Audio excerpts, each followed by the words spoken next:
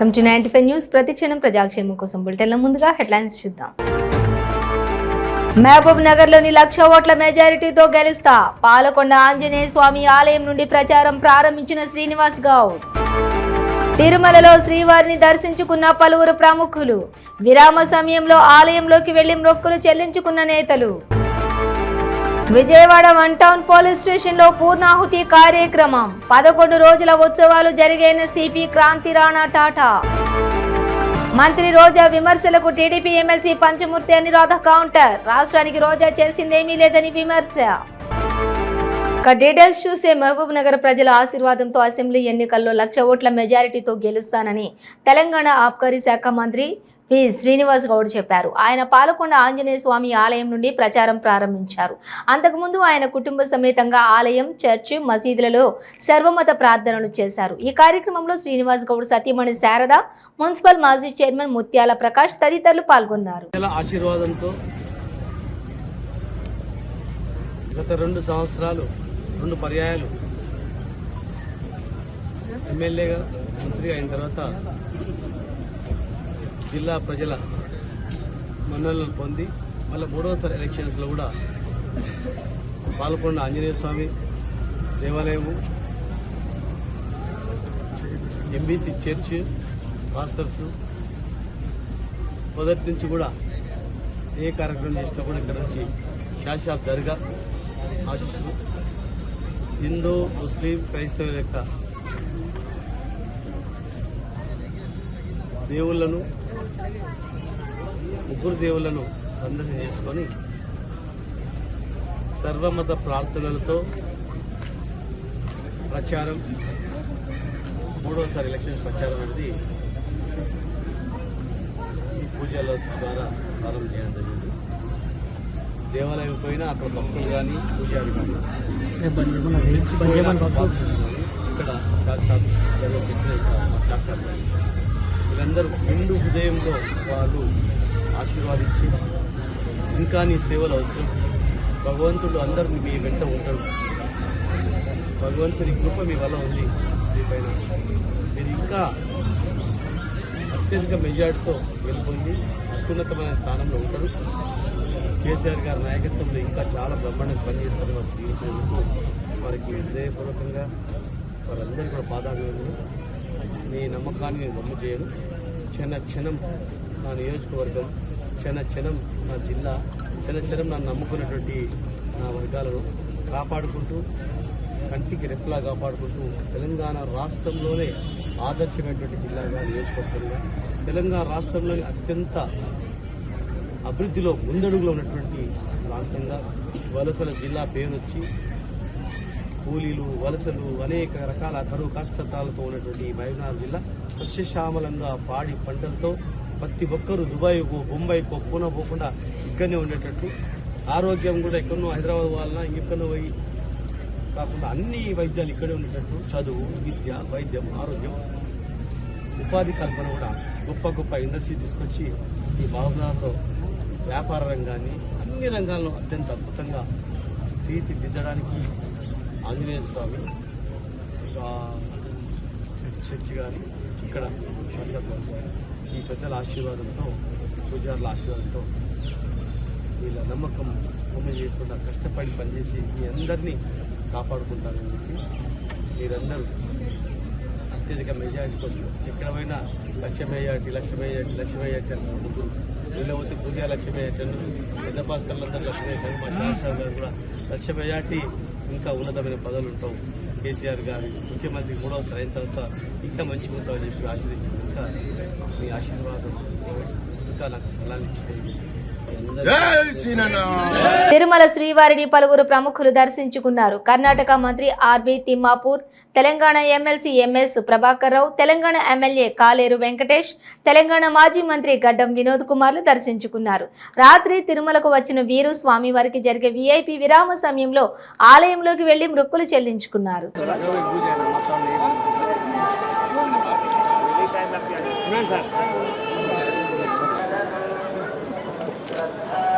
Okay sir.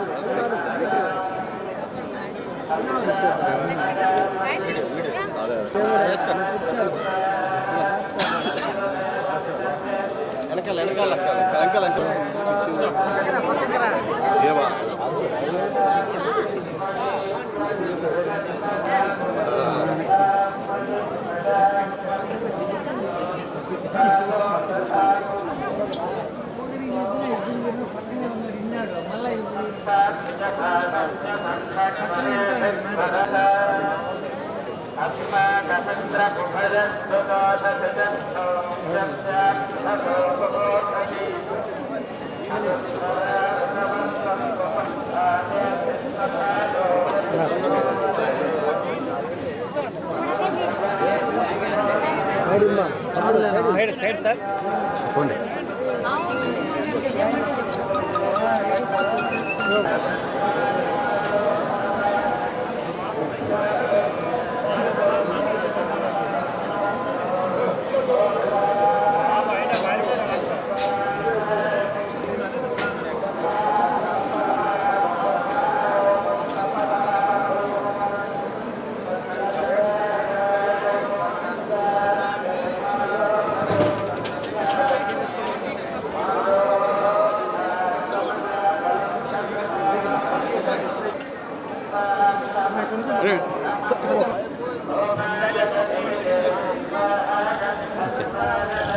ಅದು time అవుతుంది వెళ్ళిపోదాం తింటాం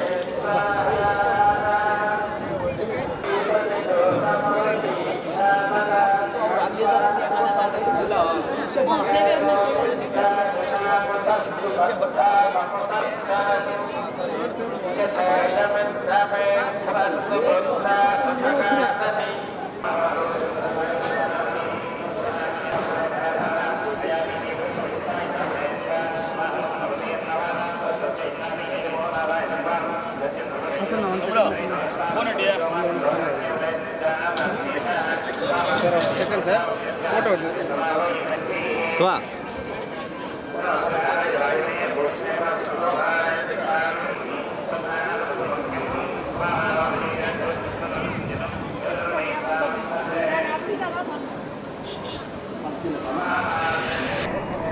మా ముఖ్యమంత్రి గారు కల్వకుంట్ల చంద్రశేఖరరావు గారు అంబర్పేట్ నియోజకవర్గానికి నాకు టికెట్ ఇచ్చి ఆశీర్వదించింది. ఈ క్రమంలో వెంకటేశ్వర స్వామి ఆశీస్సులు తీసుకొని ఎలక్షన్లో పార్టిసిపేట్ కావడానికి ఇక్కడికి దర్శనం భాగ్యం కోసం వచ్చాం. చాలా బాగుంటుందండి. మంచి మెజార్టీతోటి గెలుస్తాము. మళ్ళీ హ్యాట్రిక్ కొట్టి బీఆర్ఎస్ గవర్నమెంట్ ఫామ్ చేస్తాం. దసరా శరన్నవరాత్రులు పూర్తయిన నేపథ్యంలో వన్ టౌన్ పోలీస్ స్టేషన్లోని పూర్ణాహుతి కార్యక్రమం జరిగింది. ఆచారం ప్రకారం తీసుకొచ్చినటువంటి ఉత్సవ విగ్రహాలు ఇంద్రకీలాద్రి దేవస్థానానికి పోలీసులు అప్పగించారు. పూర్ణాహుతి కార్యక్రమంలోని సిపి క్రాంతిరాణా టాటా పాల్గొన్నారు. క్రాంతిరాణా టాటా మాట్లాడుతూ 11 రోజులు ఉత్సవాలు జరిగాయని, దాదాపుగా 15 లక్షల వరకు కూడా భక్తులు అమ్మవారి దర్శనం చేసుకున్నారన్నారు. అన్ని డిపార్ట్మెంట్ల సమన్వయంతో ఈ దసరా ఉత్సవాలు ఘనంగా జరిగాయని అన్నారు. గతంలో కంటే కూడా చాలా బాగా చేశారని, 3000 మంది వరకు పోలీస్ సిబ్బంది విధుల్లో పాల్గొన్నారని అన్నారు.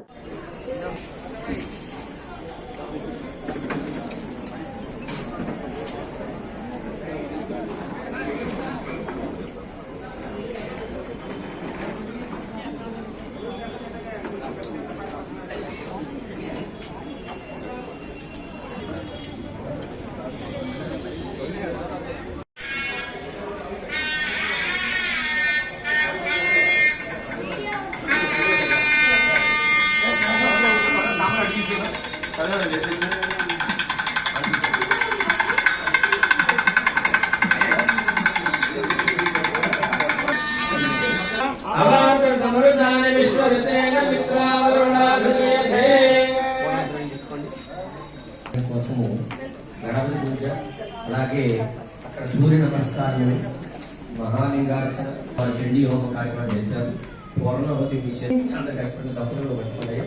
ఓం జ్ఞాని నామపి చేతాంసి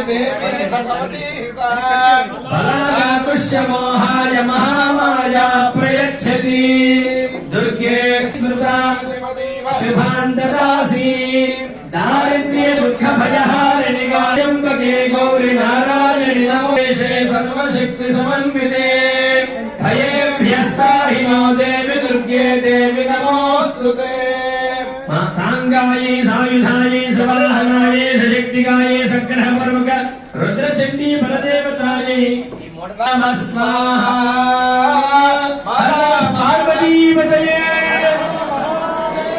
यज्ञेश्वर भगवान की कनकदुर्गांबा बलदेवता को चंडी बला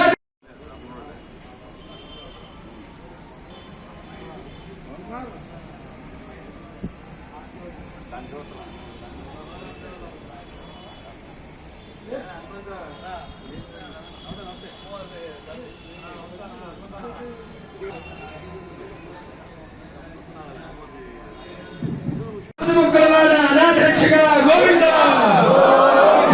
पार्वती पतये వెనక్కి జరగండి కాస్త ప్రదక్షిణ వస్తున్నాను.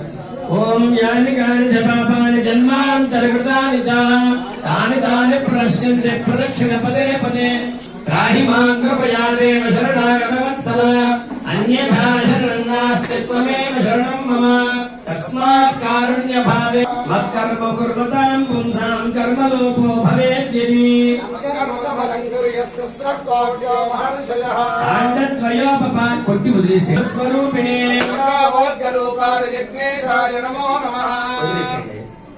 అరిష్టాన్ని అందరూ చెప్పండి. అగ్నయే నమః స్వస్తి శ్రద్ధాం మే శ్రియం బలం ఆయుష్యం తేజః ఆరోగ్యం దేహి మే.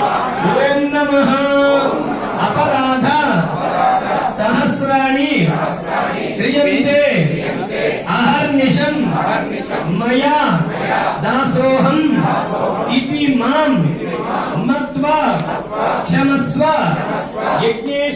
భువనేశ్వరి నిజం గెలవాలి యాత్రపై మంత్రి రోజా విమర్శలకు TDP MLC Panchamurthy Anuradha counter ఇచ్చారు. గతంలో బ్యాంక్ అకౌంట్లలో డబ్బులు లేక చెక్ బౌన్సులు అయ్యే స్థితిలో ఉన్న రోజా ఇప్పుడు 100 కోట్ల రూపాయలు ఎలా సంపాదించారని సూటిగా ప్రశ్నించారు. సిబిఐ ఎంక్వైరీ కోరే దమ్ము రోజాకు ఉందా అని అడిగారు. పోనీ తనపై ఉన్న కేసులో త్వరగా ఎంక్వైరీ పూర్తి చేయాలని సిబిఐ ఈడీని కోరే దమ్ము సీఎం జగన్ కి ఉందా అని ప్రశ్నించారు అనురాధ. ఎమ్మెల్యేగా తన నియోజకవర్గానికి మంత్రిగా రాష్ట్రానికి రోజా చేసిందేమీ లేదని విమర్శించారు ఎమ్మెల్సీ అనురాధ. మీ నాయకుడి మీద జగన్మోహన్ రెడ్డి మీద ఉన్నాయి 43,000 కోట్లు జప్తు చేశారు ఆస్తులు. మరి నువ్వు నీ నాయకుడి మీద సిబిఐ ఎంక్వైరీ నువ్వు గాని నీ నాయకుడు గాని ఎందుకు కోరరు? 11 ఏళ్ల నుంచి బెయిల్ మీద బయట తిరుగుతున్నారు కదా వ్యవస్థలను మేనేజ్ చేసి. మీకు సిబిఐని ఎంక్వైరీ చేయమని అడిగే దమ్ముందా? ఈడీని సిబిఐని అడిగే దమ్ముందా? అప్పుడు ఆ తర్వాత ఈ విషయాల గురించి నువ్వు మాట్లాడు. అంతేగాని పిచ్చి పిచ్చిగా మాట్లాడు. మాకు ఒక టూరిజం మంత్రిగా కూడా కించెత్తు డెవలప్మెంట్ కూడా మీరు చేయలేదు. దాని సంస్కారహీనంగా మీరు మాట్లాడుతూ ఉన్నారు. నేను ఒకటే అడుగుతున్నా, ఇన్ని మాట్లాడుతూ ఉన్నావు. ఎస్సీ ఎస్టీల్ని అవమానించింది నువ్వు కాదా? నిన్నగాక మొన్న నీ నియోజకవర్గంలో ఒక అమ్మాయి చనిపోతే, ఒక బీసీ అమ్మాయి చనిపోతే అసలు వాళ్ళ ఇంటికి వెళ్ళి పరామర్శించావా? చివరికి ఆ అమ్మాయిని ఏదో ఆత్మహత్యగా చిత్రీకరిస్తే దాని గురించైనా నువ్వు మాట్లాడావా? ఈరోజు ఇన్ని 100 కోట్లు నీకు ఎలా వచ్చాయి? ఎలా వచ్చాయి? ఇన్ని కార్లు, 16 కార్లు, 4 పెట్రోల్ బంకులు, ఎస్సీ ఎస్సీ అసైన్ భూముల మీద కమిషన్ లాక్కున్నావనే ఆరోపణలు ఉన్నాయి. నువ్వు నీ అన్నదమ్ములు ఇద్దరు కలిసి చిత్తూరు మొత్తం ఎనకొండల్లాగా మింగేస్తున్నారని చెప్పారు. దాని గురించి నీకు నువ్వే సిబిఐ ఎంక్వైరీ ఈడీ వేసుకునే దమ్ము నీకుందా అని అడుగుతున్నా. ఈరోజు పిచ్చి పిచ్చిగా మాట్లాడితే మర్యాద దక్కదు. మీలాగా భాష దిగజారి మాట్లాడటం మాకు రాదు. ఎందుకంటే మాకు సంస్కారం అడ్డొస్తా ఉంది. ముందు నీ గురించి తెలుసుకో. నీ నాయకుడు 38 కేసుల్లో ఈడీ కోరమను, సిబిఐ ఎంక్వైరీ మళ్ళీ వేసుకోమను. వివేకానంద రెడ్డి హత్య కేసులో దొంగల్లాగా తిరుగుతున్న వాళ్ళని వదిలేసి ఈరోజు నీతి నిజాయితీగా ఉన్న వాళ్ళందరినీ కూడా జైల్లో పెట్టే పనిగా మీరు పెట్టుకున్నారు. అసలు మీరు ఏం మనుషులు? ఈ పార్టీ, నేను చెప్తున్నా, వెంకటేశ్వర స్వామి సాక్షిగా చెప్తున్నా, ఈ పార్టీ ఒక అరాచక పార్టీ. ఇది ఒక చెంచలగూడ జైలు పార్టీ. ఇది తుడిచిపెట్టుకుపోవటం ఖాయం. దీని మూలలు కూడా ఎక్కడ ఉండవు అని చెప్పి ఈరోజు నేను ఈ సందర్భంగా తెలియజేస్తా ఉన్నా. విజయవాడ ఇంద్రకీలాద్రికి భవానీలు పోటెత్తారు. జై దుర్గా జయ జయ దుర్గా నినాదాలతోటి ఇంద్రకీలాద్రి మార్మోగింది. శ్రీ రాజరాజేశ్వరి దేవి అలంకారంలో భారీగా కరెన్సీ నోట్ల కట్టలు పట్టుబడడం కలకలం రేపుతోంది. వాషింగ్ మిషన్లోని 1,30,00,000 హవాలా మనీని పోలీసులు పట్టుకున్నారు. ఈ నగదును విజయవాడ తరలిస్తుండగా ఎయిర్పోర్ట్ జోన్ పోలీసులు పట్టుకున్నారు. విశాఖలోని ఎన్ఏడి జంక్షన్ వద్ద తనిఖీలు నిర్వహిస్తున్న పోలీసులు అనుమానాస్పదంగా ఉన్న ఓ ఆటోని ఆపి తనిఖీలు చేశారు. డ్రైవర్ను ప్రశ్నించగా విజయవాడకు ఎలక్ట్రానిక్ వస్తువుల్ని కిరాయికి తీసుకుని వెళ్తున్నానని చెప్పాడు. కానీ పోలీసులు అనుమానంతో తనిఖీ చేయగా ప్యాక్ చేసి ఉన్నటువంటి వాషింగ్ మిషన్ లో 1,30,00,000 క్యాష్, 30 సెల్ ఫోన్లు ఉండటం చూసి ఆశ్చర్యపోయారు. ఆ నగదు ఎవరిది, ఎవరికి కిరాయికి మాట్లాడారు, విజయవాడలో ఎక్కడికి డెలివరీ ఇవ్వడానికి తీసుకెళ్తున్నావు అంటూ ఆటో డ్రైవర్ను పోలీసులు ప్రశ్నించగా సరైన సమాధానాలు చెప్పలేదు. దీంతో ఆటో డ్రైవర్ను పోలీసులు అదుపులోకి తీసుకున్నారు. నగదుతో పాటుగా 30 సెల్ ఫోన్లను స్వాధీనం చేసుకున్నారు. ఆటోను సీజ్ చేశారు. కేసు నమోదు చేసుకుని దర్యాప్తు చేస్తున్నారు.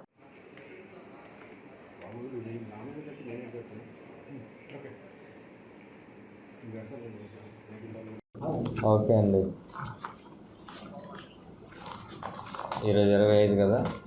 ఓకే ఓకే నేను airport CA 23rd night 11:30 around 11:30 అవర్స్కి మాకు రాబడిన సమాచారం పైన క్యాష్ అనేది వెళ్తుంది అని చెప్పేసి అంటే ఒక వెహికల్ నెంబర్ ఇచ్చినారు. ఆ వెహికల్ నెంబర్ బట్టి అక్కడ మనం ఈ రైతు బజార్ దగ్గర హైవే మీద అనమాట వెహికల్ చెకింగ్ చేస్తుంటే ఒక వెహికల్ని తీసుకోవడం జరిగింది.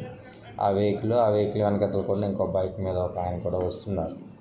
అయితే ఆ వెహికల్లోన 6 వాషింగ్ మిషన్స్ ఉన్నాయి.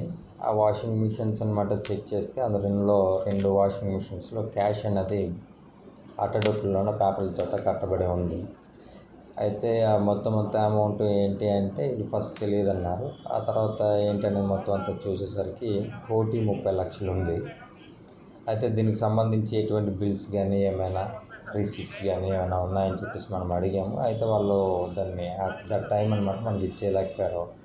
వాళ్ళు ఈ washing machines and 30 cell phones మనకి ఇక్కడ ఈ దొండపర్తి సోనో విజన్ దగ్గర నుంచి వాళ్ళ మెయిన్ ఆఫీసు విజయవాడ దగ్గరికి పంపిస్తున్నారు. ఇవి ఎండి గారు మూర్తి గారు అతను చెప్పడం బట్టి ఇక్కడి నుంచి అక్కడ పట్టుకెళ్తున్నామని చెప్పేసి చెప్తున్నారు. అయితే ఈ క్యాష్కి సంబంధించి ఈ మొత్తం అంతా ఇటువంటి ఆధారాలు అనేవి చూపించకపోవడం వలన దానిపైన మనం 41, 102 సెక్షన్లు వేసి కేసు రిజిస్టర్ చేయడం అనేది దర్యాప్తు అనేది జరుగుతూ ఉంది. వాళ్ళు చెప్పడం అయితే తెలియదని చెప్పి ఏంటండి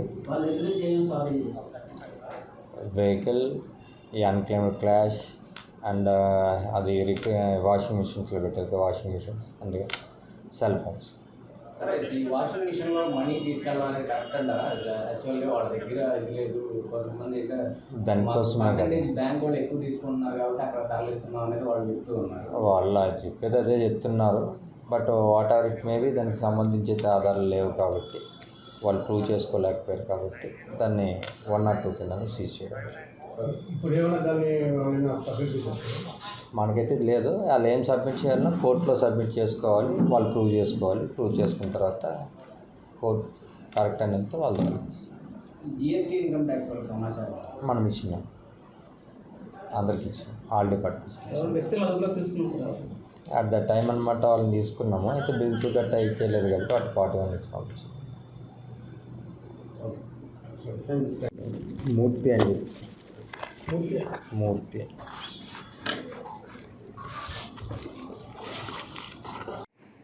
అది ఒకసారి ఫైల్ ఉంటుంది కదా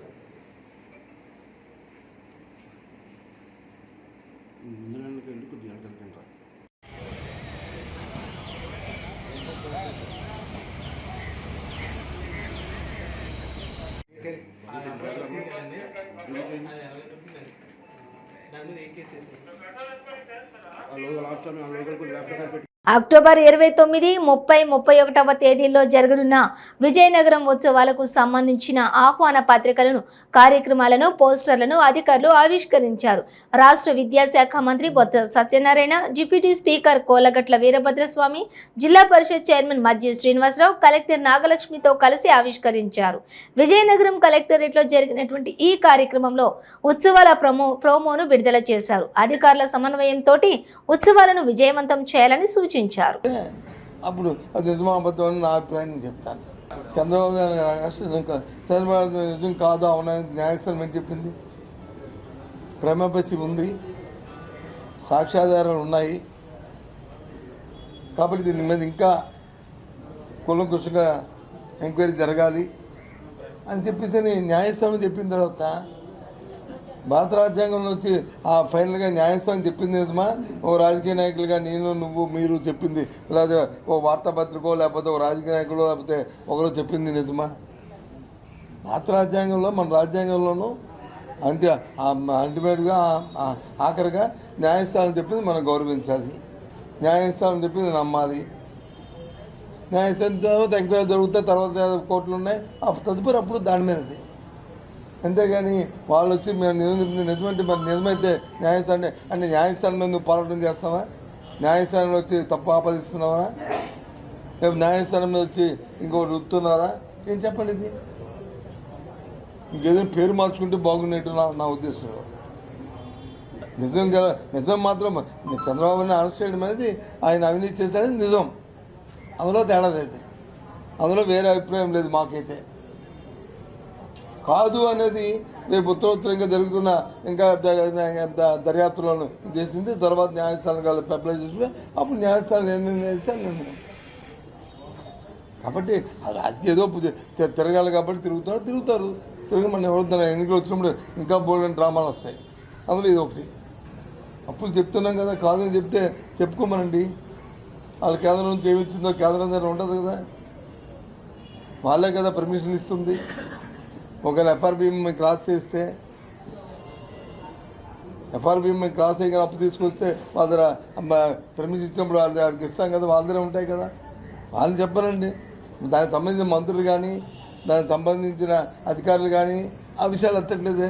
వీళ్ళు రాజకీయ ఆలోచనతో, రాజకీయ దురుద్దేశంతో మరి చంద్రబాబు నాయుడు గారు అరెస్ట్ అయ్యారని, చంద్రబాబు నాయుడు గారు పాపం కుటుంబంలో బాధలకి వాళ్ళు మాట్లాడుతున్న మాటలవి. మనం ఏం చేస్తాం దాన్ని? జరపని ఎవరుద్దన్నాడు? డిమాండ్ చేసుకోమని ఎవరుద్దన్నారు? పచ్చకాలంలోడికి పచ్చగా ఉంటాయంట, అంత కనిపిస్తుందంట. అలాగా కనిపిస్తాం, మనం ఏం చేస్తాం? దర్యాప్తు వాళ్ళు జరిపించుకోవద్దు ఎవరుద్దన్నారు? వెళ్ళి చెప్పారు కదా, వాళ్ళ అధిష్టానానికి చెప్పారు కదా. ఇప్పుడే మన కలెక్టర్ గారితో ఇప్పుడు మాట్లాడాను. ఏమ్మా కరువు ఎలా ఉంది, పరిస్థితి ఏంటి, వర్షాలు నిన్న మొన్న తుఫాను వస్తుందని మనకి ఇండికేషన్ వచ్చింది, రిపోర్ట్ వచ్చింది, కానీ అది పక్క నుంచి అది వెళ్ళిపోయింది మన పక్క నుంచి. మరి ఇప్పుడు మన వాతావరణం ఎలాగుంది, పరిస్థితి ఎలాగుంది అంటే ఓ 30% వరకు అలార్మింగ్ ఉంది సార్. కొద్ది రోజులు వర్షం పడిపోతే ఇబ్బంది పడతామనే పరిస్థితి ఉంది. అంటే మనం వాచ్ చేస్తాం కదా, అంతా చూసుకొని జాగ్రత్తగా వర్షం పడితే సరే, లేకపోతే ఆల్రెడీ ఏం చేద్దామో వాళ్ళకి ఏ విధంగా వాళ్ళని మనము సెక్యూర్ చేయాలనేది ఆలోచన చేసుకోవాలని చెప్పాను. నేను శ్రీకాకుళం కలెక్టర్తో మాట్లాడాను, అక్కడ ఆ జిల్లాను చూస్తాం. అలాగే ఏ మంత్రి ఆ మంత్రి, అలాగే రాష్ట్రంలో నుంచి మన ముఖ్యమంత్రి గారు ఎప్పటికప్పుడు దీని మీద సమాచారం సేకరించుకుంటాం, చేస్తున్నాము. ఏం చేయాలో ఆలోచన చేస్తున్నాము. నిజంగా వర్షపాతంగా తక్కువ డెఫిసిట్ ఉండి ఒకవేళ కరువు వస్తే దాన్ని అవుట్ ఏ విధంగా అడ్రస్ చేయాలో దాని గురించి కార్యాచరణ రూపొందించుకుంటాం, ఆ ప్రకారం చేస్తాము. ఏ రెస్పాన్స్ పెడతాం మేమేమి మీకు వాళ్ళలాగా వచ్చి గాలికి మాట్లాడదు. ఏది చేసినా ఒక నిర్దిష్టంగా, ఒక ప్రణాళికాబద్ధంగా, ఒక కమిట్మెంట్తో ఈ కార్యక్రమం చేస్తాం. అలాగే ఆ విధంగానే ఇప్పుడు ఎలాగ రాష్ట్రమంతా వర్షపాతం తక్కువగా ఉంది కాబట్టి దాన్ని ఏ విధంగా అడ్రస్ చేయాలి, ఫోర్కాస్ట్ ఏముంది అవన్నీ చూసుకొని చేస్తున్నామని. ముగించే ముందు హెడ్లైన్స్ మరోసారి. మహబూబ్ నగర్ లోని 1,00,000 ఓట్ల మెజారిటీతో గెలుస్తా, పాలకొండ ఆంజనేయ స్వామి ఆలయం నుండి ప్రచారం ప్రారంభించిన శ్రీనివాస్ గౌడ్. తిరుమలలో శ్రీవారిని దర్శించుకున్న పలువురు ప్రముఖులు, విరామ సమయంలో ఆలయంలోకి వెళ్లి మొక్కులు చెల్లించుకున్న నేతలు. విజయవాడ వన్ టౌన్ పోలీస్ స్టేషన్లో పూర్ణాహుతి కార్యక్రమం 11 రోజుల ఉత్సవాలు జరిగిన సిపి క్రాంతి రాణా టాటా. మంత్రి రోజా విమర్శలకు TDP MLC Panchamurthy Anuradha counter. రాష్ట్రానికి రోజా చేసిందేమీ లేదని విమర్శ. ఇవి బులెటిన్ డీటెయిల్స్. చూస్తూనే ఉండండి 95 న్యూస్.